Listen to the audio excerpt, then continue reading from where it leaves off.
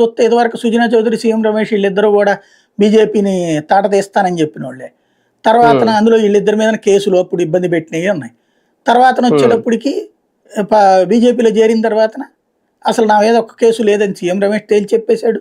Sujana Chowdary case already దాన్ని ఏమంటారు మధ్యవర్తిత్వ కోర్టులో ఎగిరిపోయింది. విజయసాయి ఇది అట్లాగే అంటే కనుక ఇంకేమంటారు, వాషింగ్ పౌడర్ నిర్మా అన్నట్టు ఇదే మాటని పదే పదే మాట్లాడతారు. ఇక అప్పుడు ఇంకొక టాపిక్ వచ్చినట్టు అవుతుంది దేశవ్యాప్తంగా.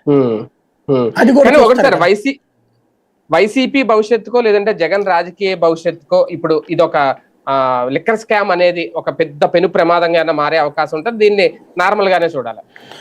జగన్ ని రాజకీయంగా కాదు ఫిజికల్ గా చెక్ పెట్టేందుకోసం ప్రయత్నం జరుగుతుంది. అందులో ఇది ఒక పార్ట్. తెలివైన వాళ్ళు అయితే దీన్ని విమర్శలకు పరిమితం చేసి వదిలేయాలి.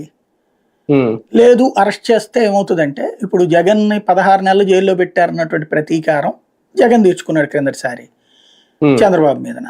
అదే మాకేం సంబంధం, అది కాంగ్రెస్ పెట్టించిందంటే లేదు నువ్వు వెనకాల ఉండినే చేసింది అన్నటువంటి జగన్ ఫీలింగ్. ఇప్పుడు జగన్ చంద్రబాబుని జైల్లో పెట్టడం ఏమైంది, రాజకీయంగా ఉపయోగపడింది, నష్టపోయిందా జగన్కి? రేపు పొద్దున జగన్ జైల్లో పెడితే పర్లేదులే జగన్ కాబట్టి జైల్లో పెట్టాలని జనం కోరుకుంటారా?